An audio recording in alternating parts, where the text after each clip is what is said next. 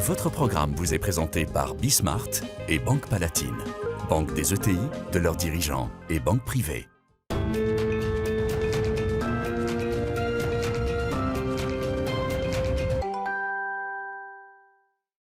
Salut à tous, on est de retour, c'est Bismart, émission. Tiens, on va là s'intéresser aux derniers éléments autour du monde du travail. Les annonces sur le contrôle des chômeurs, enfin en marge de la réforme sur l'assurance chômage. Mais pas seulement, moi je suis frappé dans la campagne présidentielle. Alors c'est beaucoup plus vrai à droite et sans doute aussi parce qu'il y a la primaire de la droite, les programmes sont en ce moment un peu plus détaillés. Mais tout ce qui touche sur le pouvoir d'achat, la fracture salaire brut, salaire net, amène en fait, mais je vais en discuter avec les invités, à sortir finalement de notre système classique, c'est à coup de primes défiscalisées ou de primes d'activité XXL qu'on veut essayer de résoudre cette fracture entre salaire brut, salaire net, donc on va en parler. Et puis il y a la question de l'immigration. Débat dont j'ai l'impression, je vous raconterai, j'en discutais avec les représentants du bâtiment, dont j'ai l'impression qu'il est quasiment interdit dans le débat public, en tout cas en ce qui concerne l'immigration de travail, parce que le sujet a été préempté par l'extrême droite. Donc on va voir si, il y a la semaine dernière un rapport du Conseil d'analyse économique sur la question. Donc on va voir si là il y a des pistes intéressantes pour essayer de résoudre le problème de pénurie de main-d'œuvre qui est aujourd'hui au cœur des soucis. Je crois que c'est même le premier d'ailleurs des soucis aujourd'hui, des freins à la production, très exactement, identifiés par Rexecode très récemment. Allez, c'est parti, c'est Bismart. Votre programme vous est présenté par Bismart et Banque Palatine, banque des ETI, de leurs dirigeants et banque privée.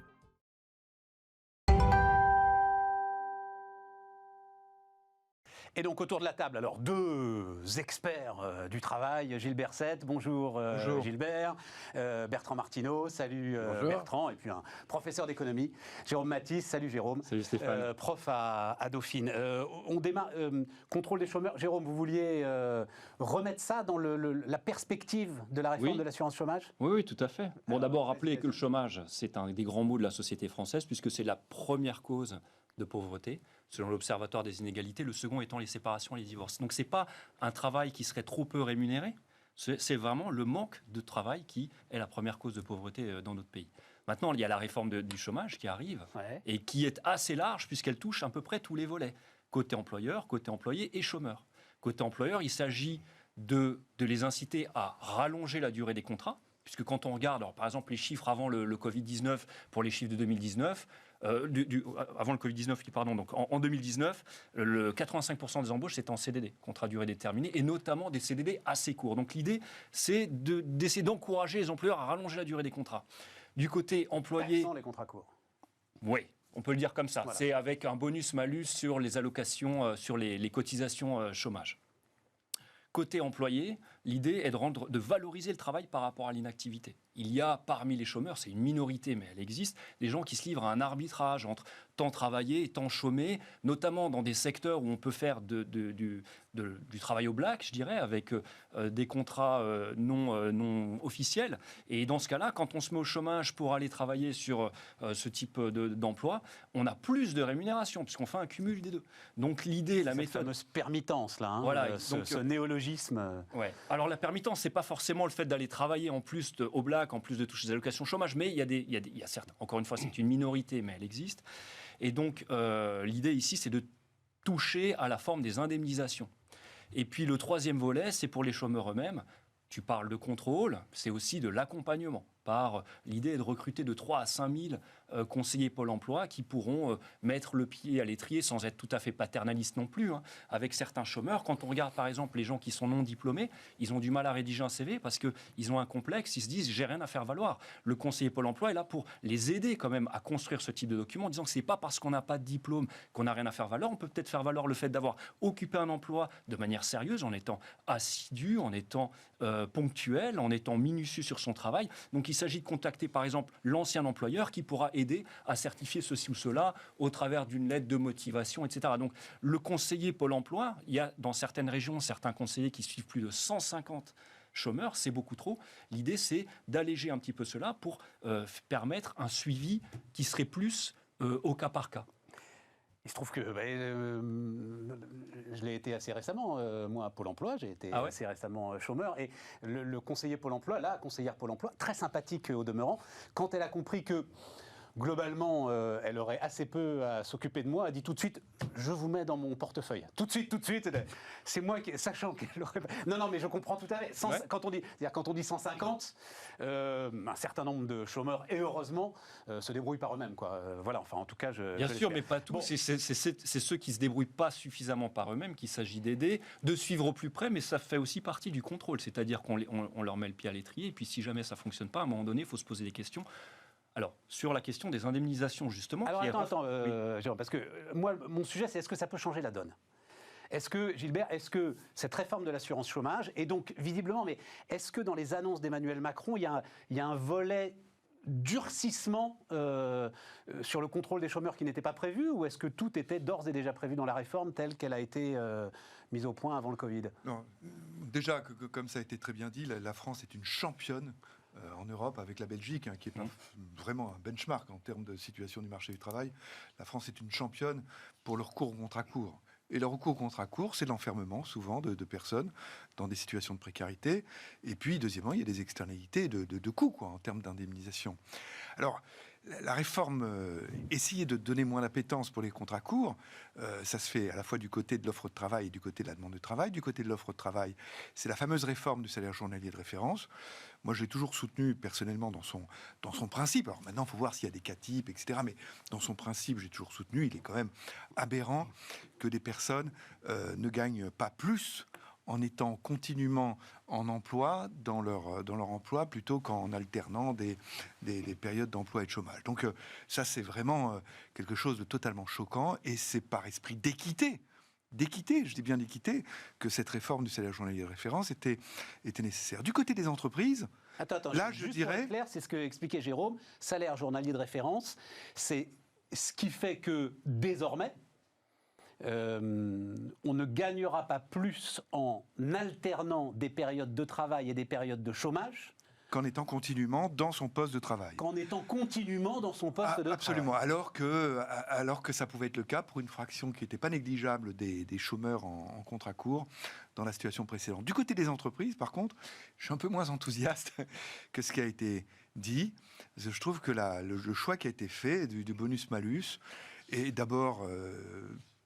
un peu illisible, il faut le dire, pas forcément très dissuasif, d'autre part, et puis ne concerne pas toutes les activités. Et là, on ne voit pas pourquoi, dans certaines activités, les contrats courts seraient à combattre, et dans d'autres activités, pourquoi ça ne serait pas le cas ? Pourquoi il y aurait que 7 grosses activités dans lesquelles il faudrait s'attaquer aux contrats courts ? Les externalités des contrats courts, c'est l'externalité des contrats courts, qui soient dans les activités des soins à la personne, qui soient dans les activités de soins à la personne, du paramédical, ou qu'ils soient dans la construction, ou qu'ils soient dans l'industrie. Oui, voilà. Mais la comparaison se fait au sein d'un même secteur, c'est-à-dire d'une entreprise avec les autres entreprises du même secteur, pour voir en médiane si elle est au-dessus ou en dessous. Mais attention, il y a des secteurs qui sont exclus et qui ne seront pas soumis à ce bonus-malus, c'est ce que je veux dire. Et c'est des secteurs qui y recourent beaucoup, qui sont exclus ? Et c'est des secteurs qui y recourent beaucoup. Donc, c'est pour pas les déstabiliser complètement, alors ? Maintenant, je sais pas, il peut y avoir un tas de raisons pour pas les déstabiliser. Il y a des actions de lobbying qui ont peut-être une certaine efficacité. En tout cas, il y avait d'autres propositions qui ont été avancées qui, de ce point de vue-là, auraient pu être plus efficaces. Donc, je dirais que la direction est la bonne. Du côté des salariés, je pense que l'affichage, la direction, le signal est très bon. Du côté des entreprises, on aurait pu faire mieux. Alors maintenant, sur la question du contrôle, qui est une question compagnonne, en quelque sorte, qui va avec, mais c'est pas exactement la même chose. Je veux dire, à partir du moment où il y a de l'argent public, ça n'est pas soupçonner tous les chômeurs d'être en recherche d'emploi pas forcément assez active que d'instaurer un contrôle et de le faire savoir. Dire sur la route, c'est pas soupçonner tous les conducteurs d'être des chauffards que de contrôler la vitesse. Non, mais la vitesse, c'est objectif. Au niveau fiscal, c'est pas soupçonner une offre raisonnable d'emploi, c'est pas objectif. Oui, la vitesse, c'est objectif. Je suis d'accord qu'il y aura des éléments d'appréciation qu'il faut... Mais sur le principe même... Je suis d'accord. Sur le principe même, c'est quelque chose de tout à fait normal. Dans d'autres pays qu'on considère comme des pays très, très sociaux, les pays nordiques et scandinaves, c'est quelque chose qui est considéré comme tout à fait normal et qui va de pair avec une culture de la confiance. Vous voyez, la France est un des pays dans lequel la défiance est le plus élevé de tous les pays développés. C'est quelque chose, c'est considérable. Et un élément de la défiance qui alimente, qui nourrit la défiance, c'est cela. C'est qu'il y a des gens qui se disent « Ah mince, j'ai un salaire pas très élevé, je me casse la tête à me lever tous les matins. » Il y a des personnes qui, etc. Ce qui est faux dans la plupart des cas. Je comprends. Mais d'une part, il suffit d'une minorité, d'autre part, il suffit de le croire. Et le fait d'afficher de la part des pouvoirs publics que ce genre de choses, même si c'est ultra-minoritaire, sera combattu par éventuellement des sanctions, mais sinon au moins de l'accompagnement plus efficace, c'est une bonne chose pour aller vers davantage de confiance et vers moins de défiance. Bertrand. Et ça, c'est à rechercher. Bertrand? Oui, sur les 2 points, donc est-ce qu'il y a durcissement? Oui, il y a un durcissement. Il y a ce passage au mode de calcul donc, de la rémunération mensuelle. C'est-à-dire vous allez regarder combien vous avez gagné autrefois quand vous travailliez dans le mois plutôt que le rapporter à un jour donné. Absolument. Ce qui peut éviter effectivement les cas où vous gagnez plus au chômage que quand vous travaillez. Ça, c'est ce fameux salaire journalier de référence. Voilà. Qui était à la limite quelque chose d'assez aberrant. C'est-à-dire, je ne sais même pas si on peut parler de durcissement. C'était juste quelque chose qu'il fallait corriger. Je crois que tout le monde était à peu près d'accord sur le sujet. Donc, tous les gens qui connaissent à peu près le mode de calcul, en tout cas, qui n'est pas très simple. Si j'avais travaillé 10 jours à un salaire journalier de référence, donc donné, Oui. mes indemnités chômage étaient calculées sur le montant d'une seule journée. Exactement. Voilà, exactement. Voilà. Donc, si vous aviez un salaire journalier de référence élevé, même en ayant travaillé peu de jours dans le mois, vous pouviez avoir une allocation qui est calculée sur une base journalière également plus élevée que le salaire antérieur. Bon, alors maintenant, vous avez aussi un autre durcissement, alors ça c'est un vrai durcissement, qui est le passage d'un minimum de mois travaillés, vous passez de 4 à 6 sur les 24 derniers mois. Tout à fait. C'est un vrai durcissement, ça revient, par rapport aux comparaisons européennes, ça reste quand même encore la condition d'éligibilité, comme on dit, la plus souple. Par exemple, en Allemagne, c'est 12 mois. Il faut avoir travaillé 12 mois pour être éligible à l'assurance chômage. Alors, donc, c'est un vrai durcissement. Sur les contrôles, alors c'est une question très compliquée parce que ça mêle à la fois une difficulté objective de contrôler les personnes, en particulier la question de l'obligation, l'offre d'emploi raisonnable. C'est ça. Bon, quand vous tombez sur un chômeur qui serait suffisamment idiot pour venir crâner devant le conseiller en disant « Tiens, j'ai eu une offre raisonnable d'emploi et puis évidemment je l'ai refusée ». Bah non, c'est pas comme ça que ça se passe, évidemment. Bon, donc vous voyez que c'est assez compliqué. Donc il faut aller rechercher concrètement les actes que fait le chômeur, c'est-à-dire par exemple le nombre de candidatures qu'il envoie, le nombre de clics qu'il fait sur Internet pour aller sur les sites de recherche d'emploi, etc. Donc c'est tout de suite un peu plus compliqué. Ce qui fait qu'on peut avoir un bon contrôle que si vous avez un accompagnement très fort, et c'est assez coûteux. Et d'où la question, effectivement, que vous posiez du fait qu'en France, il y a effectivement un suivi qui est assez lâche des demandeurs d'emploi parce qu'il n'y a pas forcément les moyens d'accompagnement intensif sur les bonnes personnes, c'est-à-dire sur, en gros, le gros tiers de chômeurs qui ont vraiment besoin de services publics d'emploi. Et maintenant, je rejoins ce que disait Gilbert sur la question du côté du patronal. Bon, c'est essentiellement une réforme cosmétique de ce point de vue-là. Elle est à la fois cosmétique et extraordinairement bureaucratique, puisqu'il y a des référentiels par branche, pour 10 branches professionnelles uniquement, enfin 10 secteurs économiques plus exactement, c'est pas des branches. Donc c'est 10 secteurs économiques exclusivement, il y a un taux pivot, un taux médian de recours au CDD, de recours au CDD dans le secteur considéré, et selon que vous êtes au-dessus ou en dessous, vous êtes très légèrement pénalisé. À mon avis, c'est totalement cosmétique. Parce que c'est ça ma question. Alors, je vais refaire le tour de table, Jérôme. Est-ce que ça peut changer la donne? Là, on est taux de chômage à 8% et crise de compétences et crise des recrutements exacerbée dans énormément, pratiquement toutes les branches aujourd'hui, tous les secteurs ont des problèmes de compétences et de recrutement, avec ce taux de chômage à 8%. Et d'ailleurs, c'est François Mickey-Marty qui notait ça. Il disait, tiens, c'est étonnant, la question du pouvoir d'achat a dépassé en fait la question du chômage dans les préoccupations principales des Français. Peut-être qu'on peut interpréter ça comme le fait que nous-mêmes, en fait, on considère qu'on est arrivé à une sorte de plancher avec ces 8% de taux de chômage. Est-ce que la réforme peut changer la donne ? Je crois que oui, elle peut changer quelque chose. Alors effectivement, juste pour revenir sur le durcissement, on pense quand même que ça concerne un demi-million de chômeurs. C'est énorme, plus de 500 000 personnes, qui seraient, selon les règles, passés éligibles, qui auraient le droit, puisqu'ils auraient travaillé plus de 4 mois au cours des 28 derniers mois, mais qui ont travaillé moins de 6 mois au cours des 24 derniers mois. Donc ça exclut quand même un demi. Donc ça, c'est très... Et puis le durcissement au niveau de l'employeur, on a introduit un bonus-malus qui certes est assez faible aujourd'hui, c'est à peu près du 4-5%, c'est pas énorme, mais c'est comme l'introduction. Vous savez, lorsqu'on avait introduit la CSG sur Rocard, elle était de 0,5%. Aujourd'hui, elle est à 10% pour les retraités. Donc bien sûr, au début, quand on a introduit quelque chose, on le fait faiblement. Il ne serait pas exclu. Je pense que si on continue avec ce type de politique, l'idée, ce serait à terme d'augmenter ce bonus-malus et cet écart. Donc ça peut avoir un effet. En ce qui concerne les contrôles... Aussi que, attendez, je ne veux pas dire d'erreur, je parle sous votre contrôle, mais dans les tout derniers chiffres, et ça c'est intéressant, parce qu'en crise de recrutement, le salarié reprend la main dans le rapport de force. Et là quand même, les créations d'emplois depuis la fin du Covid, la part de CDI monte mois après mois. Alors, oui, tout à l'heure, je disais que, par exemple, pour une année comme 2019, il y avait eu 85% des embauches qui étaient en CDD. Il ne faut pas et notamment des CDD courts, une semaine, un mois, etc., ce qui pose problème. Mais il ne faut pas s'imaginer non plus un marché de l'emploi où la plupart des actifs en France, soit 3/4 d'entre eux occupent un CDI. Bien sûr. Mais simplement, l'embauche, c'est plus le flux que le stock. On est d'accord, il y a une forme d'inertie quand on est en CDI.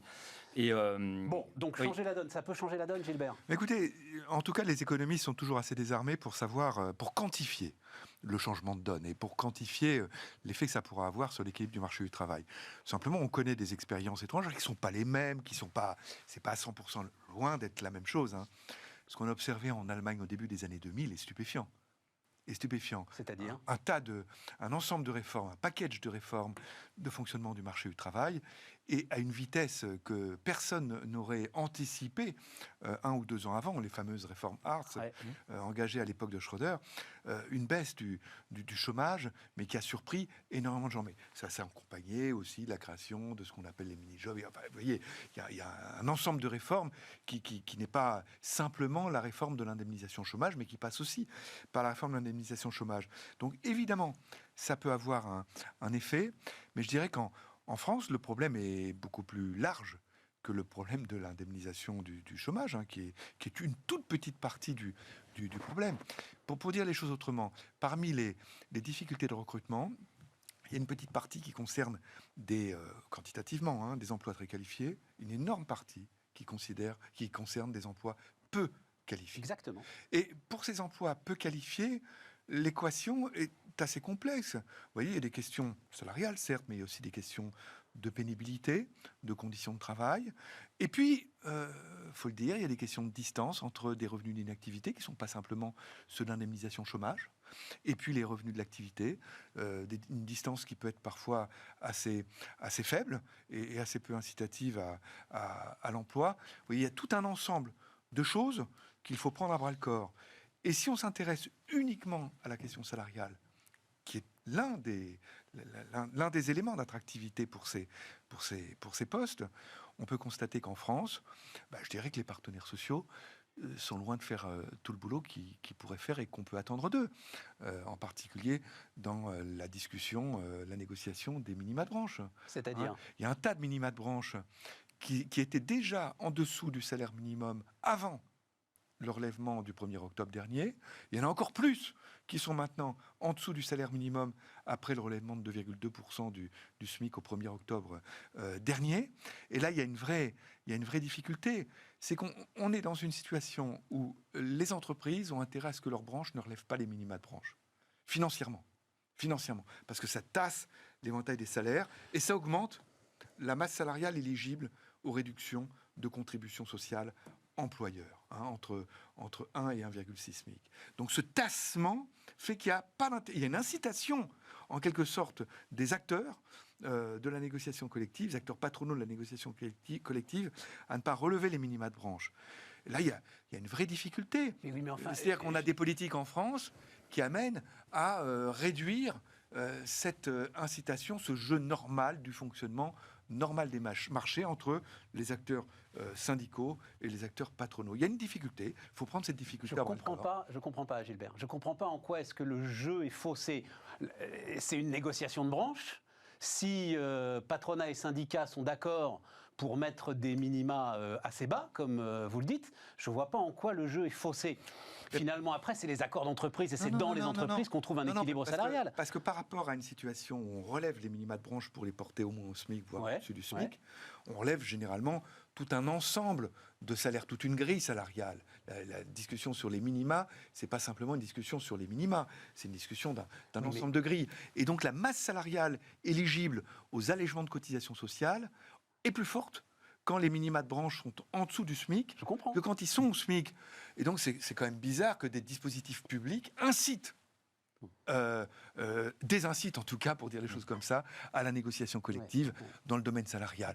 Les pouvoirs publics devraient être, sur ce plan-là, les politiques publiques devraient être neutres. C'est aux acteurs de négocier. Il ne faut pas inciter une partie des acteurs à avoir un avantage financier, en quelque sorte, à ne pas négocier. Et donc là, il faut y réfléchir. Et les pouvoirs publics ont à réfléchir sur la façon d'enlever. D'ailleurs, il y a eu des réflexions à d'autres époques. C'est tout le système, à ce moment-là, c'est tout le système d'allègement de charges autour du SMIC qui doit être remis en cause. On peut réfléchir. En 2003, en 2008, par exemple, il avait été décidé que quand les minima de branche sont en dessous du SMIC, les allègements, les réductions de contributions sociales employeurs sont calés sur ces minima et non pas sur le SMIC. Bon, cette disposition a ensuite été abrogée en 2013. Ça paraît ultra technique et pourtant c'est très important, c'est ça le truc, ça paraît ultra technique. C'est ultra technique et certains disent que même ça pourrait se heurter à une difficulté d'inconstitutionnalité. Ce qui est à voir, je ne sais pas. Mais il y a d'autres voies pour traiter la chose. Je veux dire, on pourrait dire aussi pourquoi la ministre du Travail, le gouvernement, étendrait des accords collectifs dans des branches qui, par ailleurs, sont non conformes. Et gardent des minima de branche en dessous du SMIC. Donc elle pourrait dire, écoutez, si vous avez des minima en dessous du SMIC, moi j'étends plus vos accords collectifs. Donc si, alors il faut c'est peut-être la meilleure solution. Ça mettrait on n'étend plus les accords, ça veut dire quoi concrètement? Ça veut dire qu'il n'y a que les entreprises signataires de l'accord qui sont soumises à l'accord. Donc une minorité d'entreprises. D'accord. Voilà. Je pourrais croire que ça serait une sacrée incitation pour les branches à relever leur minimum. Parce que celles qui ne signent pas l'accord, à ce moment-là, en termes concurrentiels, elles peuvent gagner de l'avantage et le désavantage sur celles qui signent l'accord. C'est ça le truc. Je ne comprends pas quel est l'avantage à ne pas signer l'accord de branche si une entreprise fait partie de la branche. Non, au contraire, c'est l'avantage de l'extension, c'est que tout le monde est sur un même pied d'égalité. D'accord. C'est ça le mécanisme de l'extension. Voilà. Mais en fait, pour aller encore un cran plus loin, une entreprise, une branche qui ne se mettrait pas, enfin qui ne signerait pas si on est sur cette idée qu'une branche qui n'aurait pas des minima salariaux conformes au SMIC ne serait pas étendue, donc elle ne négocierait plus sur ses salaires. Le coup d'après, c'est même qu'on peut dissoudre la branche. C'est-à-dire qu'une branche qui ne négocie plus sur un sujet aussi essentiel que les salaires, on peut se demander si on n'est pas à l'heure des accords d'entreprise aujourd'hui. Ça, je ne comprends pas l'importance de la branche. Sur les salaires, les entreprises ne peuvent faire que du plus. C'est un des rares domaines, il n'y en a pas beaucoup maintenant, c'est un des rares domaines où les branches, où les entreprises ne peuvent pas déroger à l'accord de branche. C'est ce qu'on appelle le bloc 1, quoi. Voilà, il y a 4... Dans les ordonnances travail. Et donc, pardon, il y en a plus beaucoup. Ça m'intéresse. Et donc, on comprend qu'assez légitimement, les partenaires sociaux, ça me surprend même de la part des syndicats, veuillent laisser un maximum de liberté à l'entreprise et donc, effectivement, fixer les minima de branche assez bas pour que l'entreprise ait la possibilité de négocier elle-même les salaires. L'intérêt du syndicat, c'est que les minima soient les plus hauts possible pour que les branches soient obligées de négocier encore plus haut. Oui, je sais bien, mais visiblement, ça ne se passe pas comme ça. C'est la partie patronale souvent qui rechigne, notamment pour les raisons qu'indiquait Gilbert, c'est que plus vous avez des minima importants, plus vous diminuez les allègements de charges sur les bas salaires. Et c'est des sommes colossales qui sont derrière. Ouais, c'est pas des cacahuètes, c'est des centaines de millions. C'est rapidement des centaines de millions. La plupart des salariés sont payés entre 1 et 1,3 SMIC, et donc où les allègements de charges ne sont pas un petit sujet. Voilà. Là, on ne parle pas de la banque et bon, l'assurance. Mais alors, arrivons sur ce sujet. Parce que j'ai l'impression que justement, on n'arrive plus à en sortir. C'est-à-dire 1,3 SMIC. Moi, j'ai très, très régulièrement, des petits patrons m'envoient des messages avec des calculs qui sont des calculs basiques de entre 1,3 SMIC. Alors, je ne sais plus quels sont les chiffres exacts, mais si je veux donner 100 € de plus à un salarié, ça va m'en coûter 400. Globalement, c'est à peu près ça l'équilibre. C'est 125 125%. 125%. C'est-à-dire qu'un ingénieur, en gros, pour le dire clairement, un ingénieur en France coûte le double à son salaire net. Le salaire super brut, il va coûter 2 fois plus cher à son employeur que ce qu'il gagne. Tandis que si on est au niveau du SMIC, c'est 1,25 fois plus. C'est 25% de plus parce que, justement, c'est ce qu'expliquait Gilbert, pour essayer de désengorger, parce qu'il y a un goulet d'étranglement au niveau du chômage, c'est souvent les gens peu qualifiés qui sont au niveau du SMIC. Donc l'idée, c'était d'atténuer le coût employeur. Je comprends. Et aujourd'hui, il y a un allègement de charge qui est tel que 100 € gagnés par quelqu'un qui est au SMIC ne coûte que 125 € à son employeur. Mais le sujet, c'est d'en sortir. Oui. Le sujet, c'est si tu veux sortir de cette trappe, justement, les coûts deviennent très très importants, parfois insupportables en fait pour l'entreprise. D'où, j'ai l'impression, cette multiplication de propositions de la part, enfin en tout cas, je le disais dans le sommaire, c'est plus les candidats de droite qui donnent beaucoup de détails là-dessus que les candidats de gauche, qui eux sont pour... Voilà, Xavier Bertrand, quand il dit par exemple 1500 €, pas de salaire net en dessous de 1500 €, c'est avec un dispositif de prime pour l'emploi XXL qui amène à une forme de défiscalisation. De désocialisation. Désocialisation, tu as raison. Même si désocialisation, c'est... voilà. Bon, bref, on comprend bien ce que ça veut dire. C'est des charges qui sont socialisées, tout oui, simplement. Oui, c'est ça. Et on essaie de s'éloigner du modèle bismarckien qu'on a eu jusqu'à présent. Et donc, voilà. Et on est sur un système qui craque. Et le phénomène que vous décrivez, il est encore accru justement par des prestations type prime d'activité qui sont très fortement décroissantes à partir du SMIC. Hein. Je veux dire, quelqu'un, un célibataire qui travaille à temps plein et qui est au SMIC, doit avoir quelque chose comme à peu près 280 € par mois de prime d'activité. Vous voyez, c'est pas négligeable. Absolument. C'est très rapidement décroissant. Tout à fait. Ce qui veut dire que au phénomène d'augmentation du plus que proportionnel du coût du côté employeur, s'ajoute le phénomène de décroissance des prestations sociales du type prime d'activité, sans parler encore des autres politiques sociales, comme tout ce qui est aide au logement, etc., qui sont décroissantes aussi par rapport aux revenus. C'est bien que le gain pour le salarié est assez faible. Et quand on voit en France, et l'OCDE le montre, on le reprend tous les ans dans le rapport du groupe d'experts sur le SMIC, quand on voit le ratio entre le revenu, bien entendu, le revenu de quelqu'un qui est à temps plein au SMIC, célibataire à temps plein au SMIC, divisé par le revenu de quelqu'un qui est au salaire médian, en prenant en compte les prestations, la fiscalité, tout ça, on est en France aux environs de 75%. On est le pays dans lequel c'est le plus élevé. Ça veut dire quoi ? Ça veut dire que pour un salarié du bas de l'échelle qui travaille à temps plein, traverser la moitié de la distribution salariale. Arriver en gros de 1250 à 1700 €, ce qui est pour lui quelque chose de phénoménal. Hein. Ça veut dire des sacrifices, de soirées, de week-ends, de vacances, etc. Enfin, ça veut dire se qualifier, etc. Ben, il passe de 75 à 100 en termes de revenus. C'est un gain, finalement, de la mobilité salariale très, très faible. Très très faible compte tenu de notre système très particulier. Il n'y a pas d'autres pays comparables, très très particulier d'aide et de prélèvement. Il faut un Bertrand, exemple. Il faut qu'on marque une pause et on reparle de tout ça dans un instant. Votre programme vous est présenté par Bismart et Banque Palatine, banque des ETI, de leurs dirigeants et banque privée.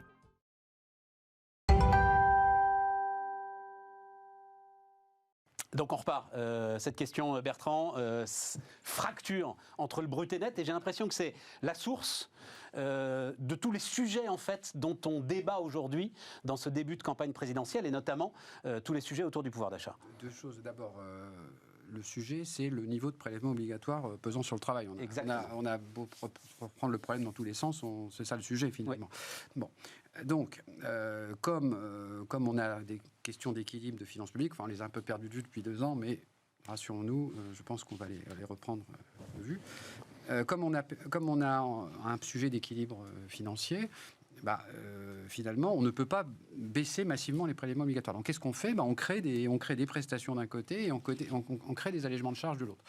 Bon, alors, je voulais illustrer... Et des dispositifs de primes défiscalisées. Mais bien sûr, voilà, exactement. Voilà, et des primes de 1000 €. Voilà, bien sûr. Maintenant, mais bien sûr, elle a vocation à devenir pérenne. Et puis, on encourage le développement de l'intéressement et de la participation, ce qui est en soi une bonne chose, mais ce qui est une sorte de niche fiscalo-sociale supplémentaire. Exactement. Et d'un certain point de vue des grands principes, c'est pas forcément idéal.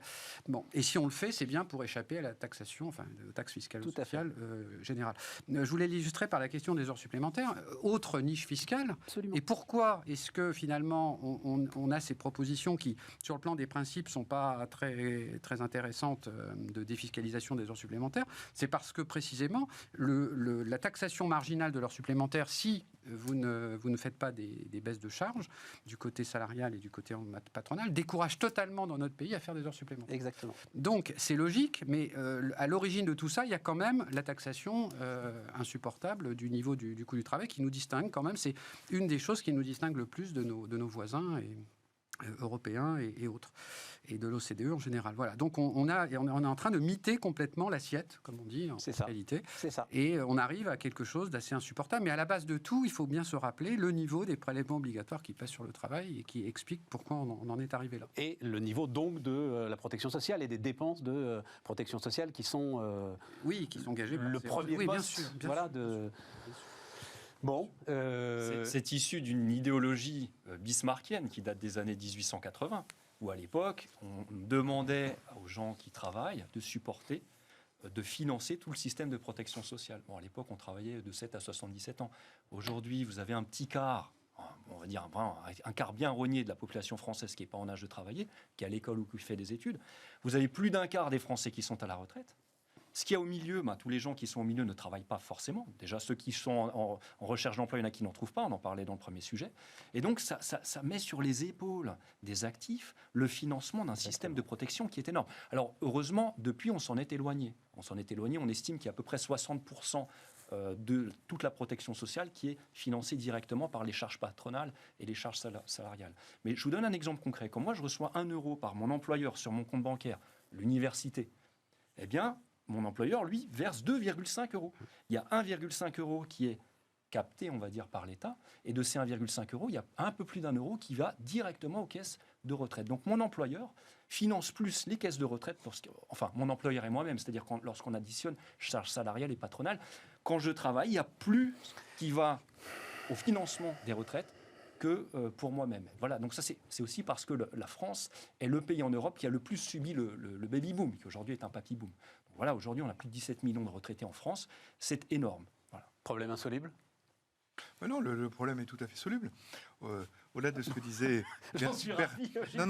d'abord, au-delà de ce que disait Bertrand, la fiscalité en France est lourde. Enfin, on a le taux de prélèvement obligatoire, tout considéré, le plus élevé de tous les pays de l'OCDE. Alors, quelquefois, on dit le Danemark, etc. Mais bon, on est avec le Danemark, en tout cas, on se tient par la main. On se tient par la main. Taux de prélèvement obligatoire. 43-44%. Et on est plus élevé sur quasiment tout, sauf un seul impôt, qui n'est pas d'ailleurs anecdotique, c'est la TVA, où beaucoup de pays, d'ailleurs nordiques et scandinaves, saturent le maximum de 25%. Donc nous, on a encore de la marge, là. On a encore de la marge de progrès, si j'ose dire.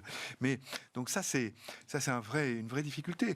Par rapport à ce qui vient d'être dit, financement des retraites, ben oui, mais la solution majeure, la solution centrale, et Bertrand va parler à une conférence où j'étais il y a encore quelques secondes avant de venir, quelques quarts d'heure avant de venir ici, organisée par le Conseil d'orientation des retraites.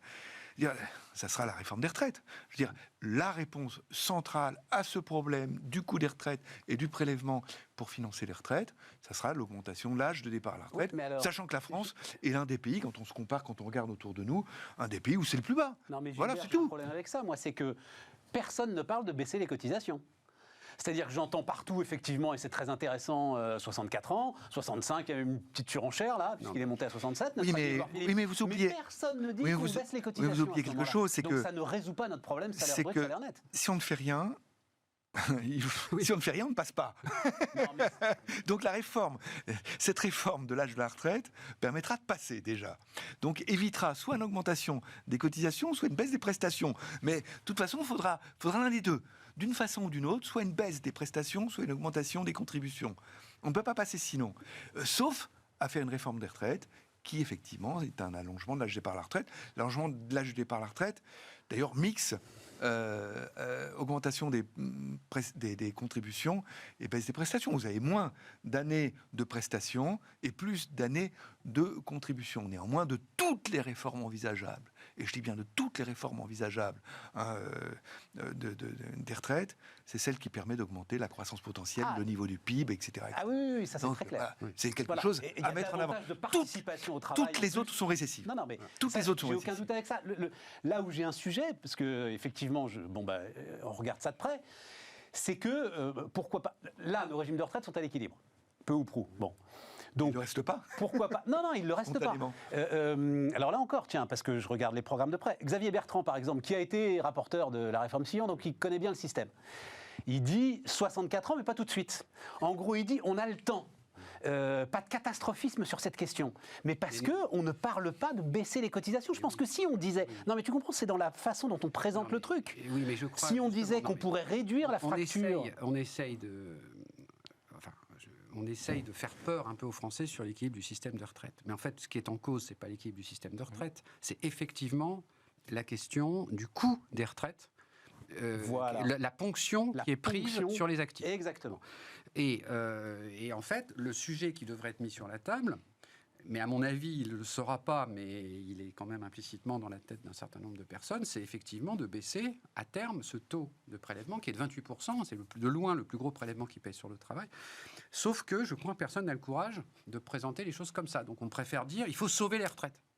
Alors pour sauver les retraites, les gens sont peut-être prêts, degré ou de force, enfin résignés, on va dire, puisque c'est ça, à travailler plus longtemps. Si on leur dit travailler plus longtemps pour baisser les cotisations et pour améliorer les comptes publics en général et pour relancer l'activité, augmenter la croissance potentielle, etc. C'est un discours qui est assez inaudible. Si tu baisses les cotisations. Mais c'est un discours qui est inaudible.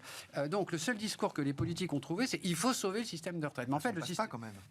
Mais ça dépend quelles hypothèses tu prends, Oui, notamment sur la productivité et sur les transferts de l'État au système de retraite. Ah oui. Selon les hypothèses que tu prends, et c'est la limite des travaux du corps, mais enfin, on ne peut pas leur en vouloir, c'est que selon les hypothèses qu'on prend sur la subvention que verse l'État à long terme au régime de retraite, le système est équilibré ou pas. En fait, c'est largement... Cette question d'équilibre des retraites est une question qui est quand même... assez compliqué.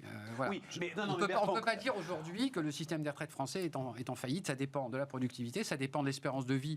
Et je comprends qu'à long terme, les projections d'espérance de vie vont être peut-être plus faibles que ce qui est prévu, ce qui était anticipé autrefois. Donc il y a des allées à la hausse et à la baisse. Donc le sujet n'est pas de sauver un système de retraite qui serait par définition voué à exploser. Il est plus globalement un système de finances publiques où il va falloir se demander quels sont les leviers pour baisser les prélèvements obligatoires.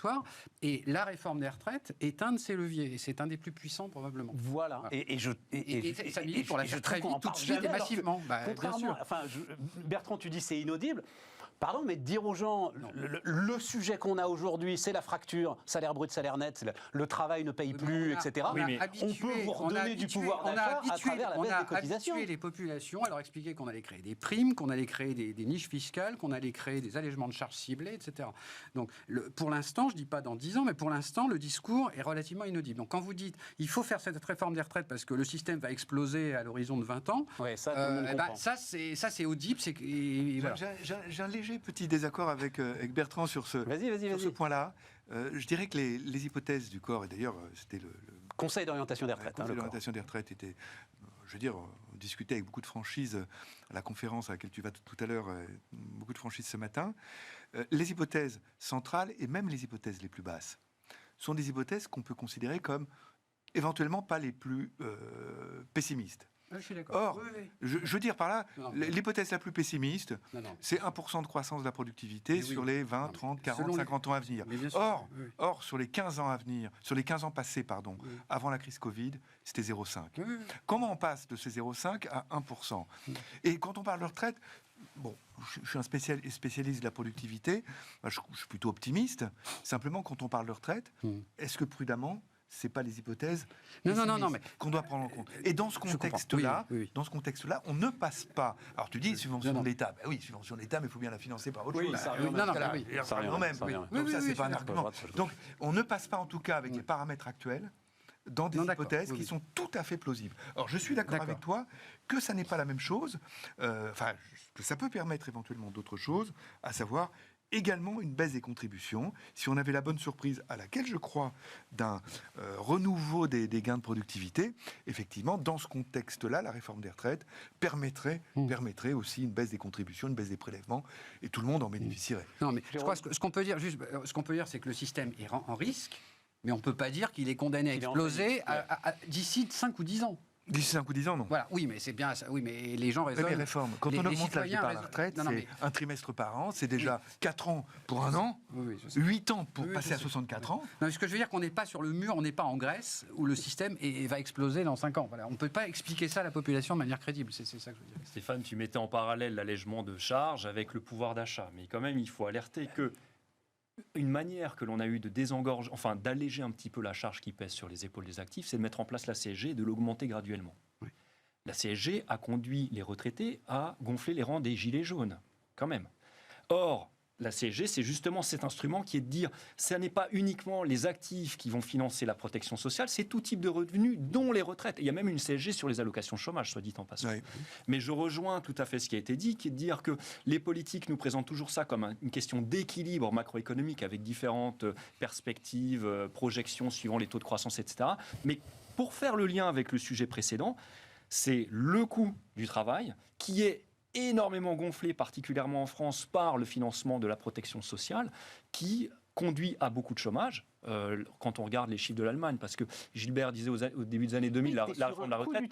Tu es sur un coût du travail, alors ça c'est le sujet de Gilbert évidemment, mais... Qui empêche une revalorisation de l'attractivité. Absolument. Dans le BTP, dans la restauration, etc. Des millions de gens qui n'arrivent plus à vivre décemment de leur travail. Donc non seulement tu es à l'origine avec un coût qui est un coût qui enfin, justement la productivité, enfin la richesse créée ne couvre pas ce coût du travail, mais à l'arrivée, le revenu du salarié, il n'arrive pas à en sortir. Aujourd'hui, on nous dit qu'il doit faire 40 km en voiture.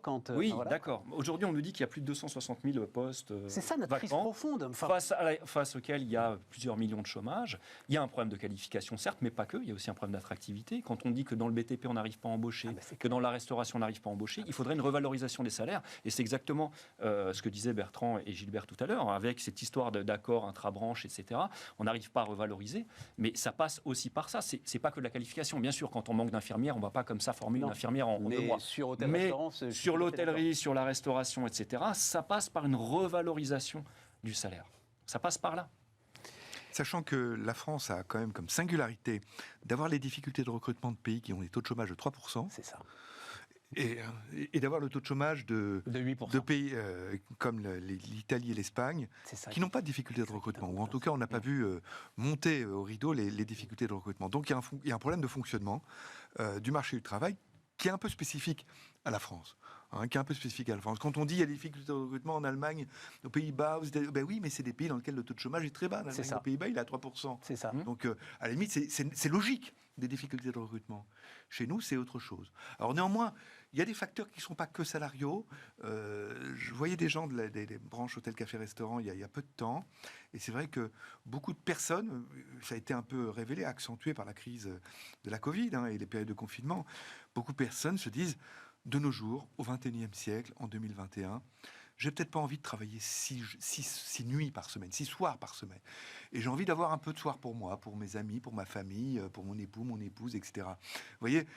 Et ça, c'est une aspiration qui n'est pas légitime et qui n'est pas que salariale. C'est de la condition de travail, c'est des choses qui peuvent se discuter, se négocier. C'est un coût d'organisation quand même, Tout à fait. Au niveau des entreprises et des branches. C'est pas sans coût, mais c'est une aspiration qui est pas absurde en 2021. C'est un peu le modèle allemand. Et qui a pu être accentué par la crise Covid, le fait que des gens ont été chez eux pendant longtemps et se disent mais j'étais avec mon fils, ma fille, mon époux, mon épouse et tout d'un coup il faudrait que je les voie plus pendant 6 jours. Si les chiffres se confirment, c'est peut-être 20% des effectifs de l'hôtellerie-restauration qui ne reviendront pas quand même. Donc c'est majeur. Enfin, c'est aux branches de négocier, ça fait partie de la négociation aussi. Voilà. Ça fait partie de la négociation dont on parlait tout à l'heure. Et ça veut dire que nous, derrière, consommateurs, il faut qu'on accepte une hausse. Il faut qu'on accepte une hausse des repas qu'on ira prendre au restaurant. C'est ça le sujet. C'est pour ça que j'aime pas trop qu'on mette l'accent sur revalorisation du pouvoir d'achat. Les Français pensent qu'ils ont un pouvoir d'achat extrêmement érodé. on est quand même au sommet de la pyramide mondiale de consommation. Je veux dire, le SMIC, dans certains pays d'Afrique, il a 3 centimes de l'heure. Non, mais comparons ce qui est comparable. je ne sais pas.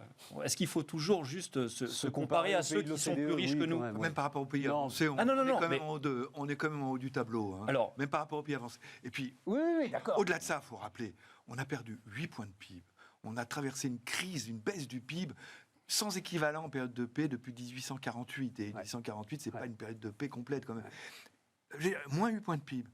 Il n'y a pas eu de baisse du pouvoir d'achat du revenu disponible des ménages. Il n'y a pas eu de baisse du pouvoir d'achat du salaire moyen. Il n'y a pas eu de baisse de l'emploi. On a retrouvé finalement le niveau d'emploi d'avant-crise.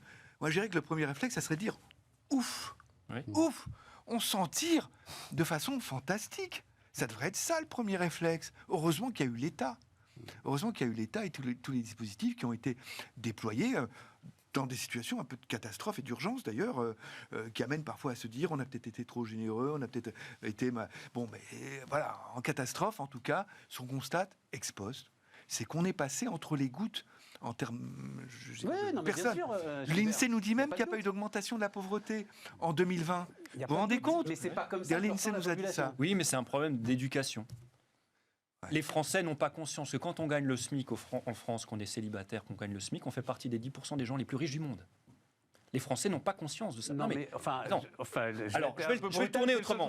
Je vais tourner autrement. Je vais tourner autrement. Les 10% les plus riches du monde, je m'en fous. Ah bon? Tu te compares que aux gens qui sont plus riches que toi et qui sont en perpétuelle insatisfaction. Mais bien sûr. Et puis surtout, je me compare par rapport à ce que je peux faire et ne pas faire. Moi, c'est ça mon sujet.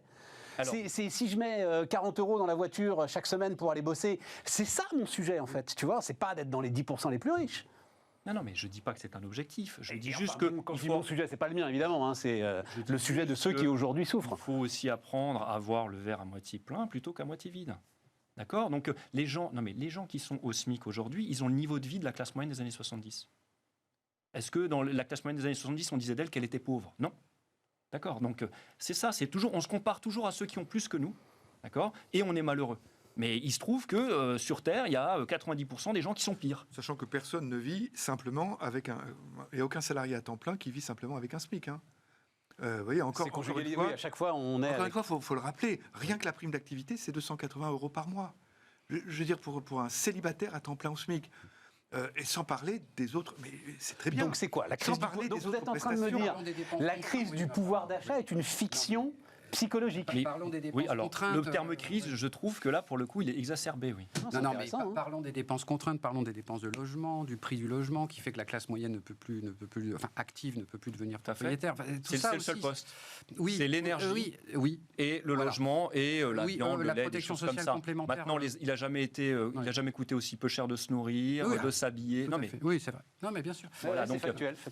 Non, mais bon, il y a quand même des dépenses contraintes qui font qu'il y a beaucoup de gens effectivement qui, à pouvoir d'achat effectivement plus important qu'autrefois, ont quand même des contraintes personnelles. Voilà. Tout à fait, mais il y a quelque chose politique. Mais il y a quelque chose de qui se pointera en disant mais les gars, de quoi vous plaignez quand même, hein, vous faites partie de 10% des plus riches du monde. Oui, voilà, c'est ça. Non, mais dans une société qui nous dit qu'il faut que tous les membres de la famille aient un téléphone portable, qu'on ait tous accès à Internet, qu'il y ait plusieurs ordinateurs par foyer, qu'il faut payer l'abonnement pour regarder les matchs de foot, etc., et qu'il faut s'assurer, effectivement, les dépenses contraintes explosent. Mais c'est un niveau de confort quand même, il faut se le rappeler. Et puis les politiques de logement dont on parlait tout à l'heure, le logement, c'est vrai que c'est un problème pour beaucoup de ménages. Je veux dire, il y a énormément de travaux de très nombreux économistes qui montrent qu'elles sont en France d'une particulière inefficacité. On est l'un des pays qui dépense le plus. C'est-à-dire les 43-44 milliards qu'on dépense chaque année. Là, quasiment une cinquantaine de milliards. On est un des pays qui est quasiment en haut, de 2,5 points de PIB. C'est quand même pas négligeable. Et avec une inefficacité incroyable. Donc on est dans une façon d'aborder la question du logement qui a été contre-productive, ou en tout cas très peu efficace, mais je dirais sur des décennies. C'est pas quelque chose de récent, mais tu vois, sur des décennies. Et alors, par contre, modérer les loyers, c'est la goutte d'eau là qui rajoute à la chose, parce que modérer les loyers, ça amène beaucoup de gens à plus faire d'investissement locatif. Voilà. Donc ça va réduire l'offre. Ça va réduire l'offre. Donc on est dans l'aberration. Suédois qui a dit le plus sûr moyen de détruire une ville avec les bombardements. Voilà. Voilà. C'est aberrant. Faut au contraire faut augmenter l'offre. Faut viser à l'augmentation de l'offre.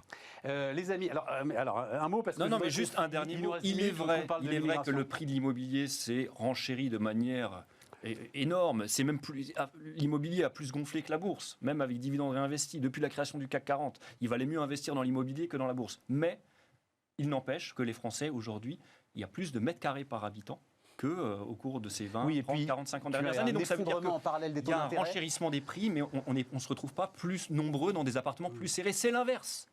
Non, puis j'ai vu récemment une courbe qui m'a sidéré, j'ai pas pu la vérifier, mais avec l'effondrement des taux d'intérêt je crois que c'est sur 10 ans, l'immobilier parisien a en fait baissé.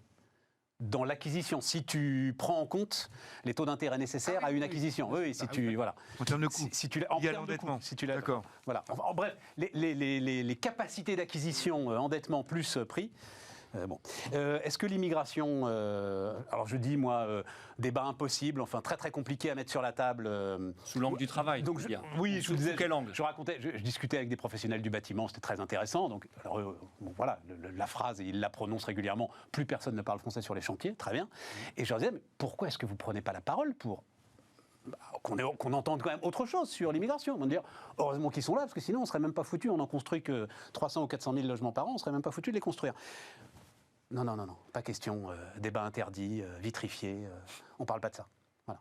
On ne parle pas de ça parce que peut-être. Alors tu discutes avec des employeurs qui sont peut-être contents de s'approvisionner à l'étranger pour une main-d'œuvre moins chère. Peut-être.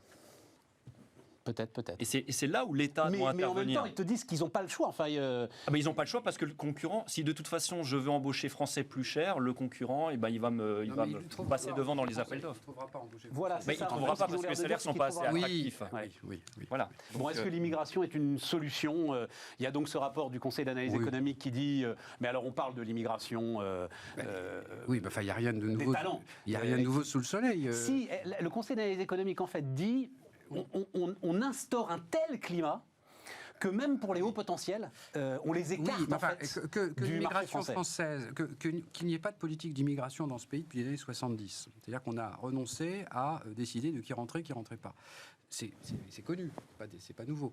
Bon, qu'on ait une immigration qui soit très majoritairement non qualifiée, là où des pays un peu plus malins ont une politique d'immigration, ils ont juste une politique d'immigration, attirent plutôt les talents, comme le Canada, l'Australie, les Pays-Bas. C'est très connu aussi. Ouais. Bon. Le fait qu'on ait des verrous invraisemblables pour que les étudiants étrangers aient des reconnaissances de diplômes, donc puissent facilement s'intégrer en France sans recommencer tout leur cursus, et qu'à la sortie, il y a des exigences salariales pour qu'ils aient la prolongation de leur autorisation, enfin, qu'ils aient une autorisation de travail, c'est connu aussi. Donc la question, c'est pourquoi on ne fait rien ? Parce qu'on est complètement bloqué sur cette question d'immigration, parce qu'il y a d'un côté la question économique, et tu ne trouveras pas un économiste compétent qui te dira que faire immigrer des talents est une mauvaise chose. C'est simplement importer de la valeur ajoutée, de la productivité, donc c'est forcément de la bonne chose, de l'innovation, de la créativité, de la création d'entreprises. On sait que ce sont des personnes qui créent davantage d'entreprises, qui sont plus innovants, qui déposent plus de brevets. Tout ça est parfaitement connu. Il y a tous les travaux de Philippe Aghion, etc. Bon. Donc il y a d'un côté cet aspect économique et de l'autre, il y a le sujet qui est très politique, qui est la question de l'intégration culturelle, le communautarisme, etc. Donc, les deux sont vrais. Et on mélange les deux. Et on mélange allègrement les deux. Et on ne parle pas de la question économique parce qu'on est obsédé, et peut-être à juste titre, par la question du communautarisme, du séparatisme, comme on dit, des querelles culturelles et autres. Donc on n'arrive pas à parler intelligemment de ce sujet. Maintenant, pour conclure le sujet, est-ce que l'immigration, même des très qualifiés, est une réponse extraordinaire macroéconomique ? La réponse est sans doute non. Disons que c'est un adjuvant supplémentaire dans un monde, dans une économie mondialisée. Il faut absolument saisir toutes les opportunités de croissance. Celle-ci en fait partie. C'est pas non plus la réponse au problème du fonctionnement du marché du travail. On ne va pas importer 500 000 immigrés par an pour essayer de résoudre nos questions de marché du travail. Oui, enfin, j'en sais rien. Enfin, je veux dire, si à un moment tu n'arrives plus à construire, tu sais, rénovation énergétique des bâtiments, 3 milliards d'euros disponibles quand même, hein, 3 milliards d'euros disponibles chaque année. C'est de la poudre sèche. Mais non, tu n'as personne pour le faire. Oui, mais cette immigration existe déjà. Enfin, voilà. les portes ne sont pas fermées. Donc il y a déjà de l'immigration. Mais c'est vrai qu'on a privilégié l'immigration du regroupement familial plutôt que l'immigration du travail. C'est tout. Mais en fait, c'est même pas qu'on l'a privilégié, c'est qu'on n'a pas de politique migratoire. Ouais, je comprends. C'est même pas une décision. Il n'y a pas un jour un chef d'État qui a dit on va privilégier le regroupement familial et on va interdire l'immigration du travail. Et on va mettre tous les obstacles possibles à l'immigration des... Ça s'est fait par paresse, d'une certaine manière, ou par peur de je ne sais quoi. Voilà. Gilbert ? Oui, non, je suis complètement d'accord avec ce que vient de dire Bertrand, avec une difficulté quand même supplémentaire, c'est que les pays qui ont réussi leur politique d'immigration avaient géographiquement, je dirais, une aide forte. L'Australie est une grande île. Oui. Le Canada n'a qu'une frontière. Le Canada n'a qu'une frontière. Ces politiques d'immigration choisies, complètement maîtrisées, sont plus faciles dans ce contexte que dans un contexte de frontières terrestres qui ne peuvent pas être imperméables, en quelque sorte. Donc, il faut quand même être bien consciente de cette difficulté. Mais en France, on a mélangé politique d'immigration et échec des politiques d'intégration. Ça aboutit à un débat qui est complètement vicié, effectivement, en France, sachant qu'en plus, l'échec, quand on parle d'immigration, de problèmes d'intégration, etc., ce sont généralement des personnes, comme on dit, de deuxième ou de troisième génération, qui sont aussi français que nous tous autour de cette table, et l'échec patent les concernant n'a pas été celui de l'immigration, ça a été celui de l'intégration. Ouais, c'est ça. Et de l'intégration. Ils font partie de ces 15% de classe d'âge.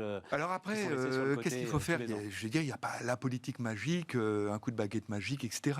Le fait de vouloir scolariser très très tôt des enfants, et en particulier des enfants en difficulté, de familles en difficulté d'intégration, c'est évidemment une bonne politique parmi 1000 politiques qui sont indispensables sur ce plan-là, quoi. Mais le débat, en tout cas, en France, est très difficile, très très vicié. Jérôme ? Surtout en période électorale. Moi, j'ai pas grand-chose à ajouter. Les sondages nous montrent qu'une majorité des Français trouvent qu'il y a trop d'immigration en France. Tout à fait.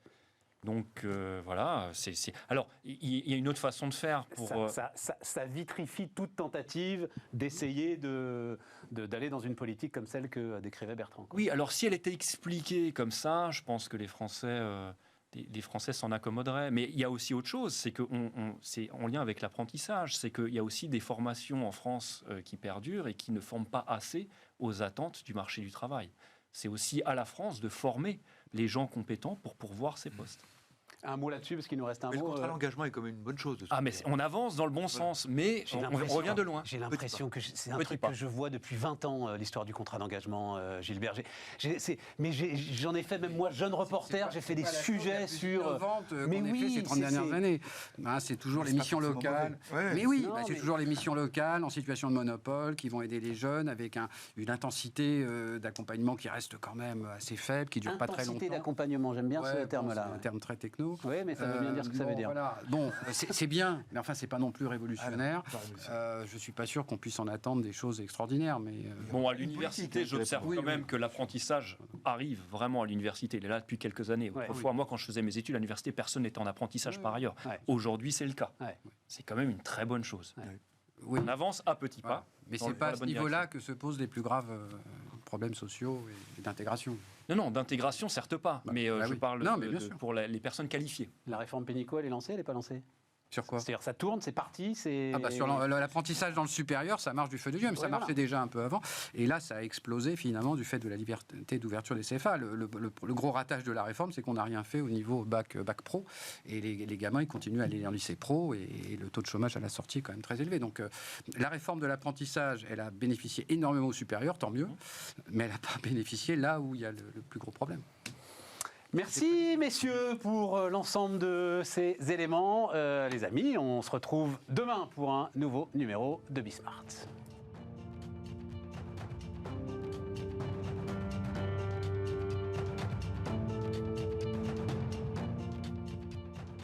Votre programme vous a été présenté par Bismart et Banque Palatine, banque des ETI, de leurs dirigeants et banque privée.